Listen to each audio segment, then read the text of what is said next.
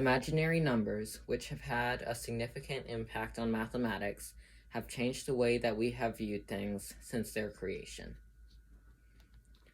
Imaginary numbers were introduced by Rafael Bombelli, who was born in Bologna, Italy on January 20th, 1526.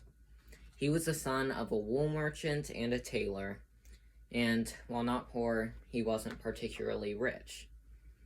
He was not proud of his family history due to the fact that his family used to have a lot of power within Bologna, and then Pope Julius II came into the city and took over the position of leadership.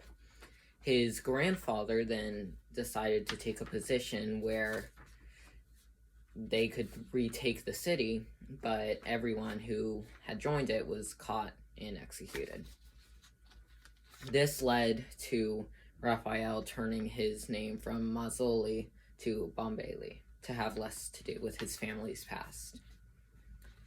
He attended middle and high school like any Italian student back then, but instead of attending a university, he was privately tutored by Pier Francesco Clementi, an engineer. This educational experience led to Raphael eventually becoming an engineer and following in Clementi's footsteps. So Clementi worked for a firm that had to do with legal and financial matters, but it was an engineering firm. And so Raphael worked with many projects on him. He was his associate. He just followed him and learned more about the trade. And so one of his famous projects that stood out was the marshes of the Val di Chiana project, which was not famous because of its completion, but because of what happened when it was delayed. So the marshes of the Val di Chiana project was a plan to reclaim the marshes of Val di Chiana, which actually belonged to the Papal States. So they got permission to reclaim it, but then there were some legal troubles, and so they had to wait. It was delayed. So in 1555, the project was delayed, and so Raphael, he didn't have anything to do during that time, so he decided to write a book on algebra. So this book on algebra was very important because first, it targeted towards the idea that mathematicians during this time were not agreeing on many things.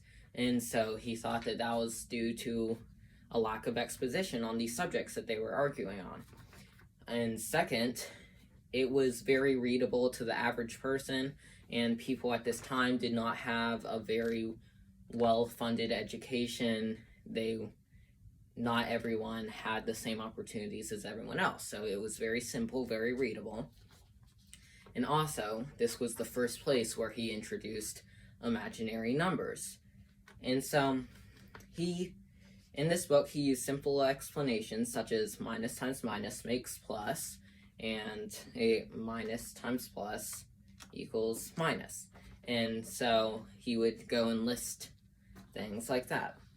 Now, whenever he introduced imaginary numbers, people could understand it, so they understood the concept, but they thought, well, why would I ever need to find the square root of a negative? That's never going to happen in life. So it did take a while for the momentum to catch up and for people to accept, hey, look, this might be important, but it eventually came across, and imaginary numbers are now one of the most important concepts in mathematics, and Rafael Bombelli will forever be known as their discoverer.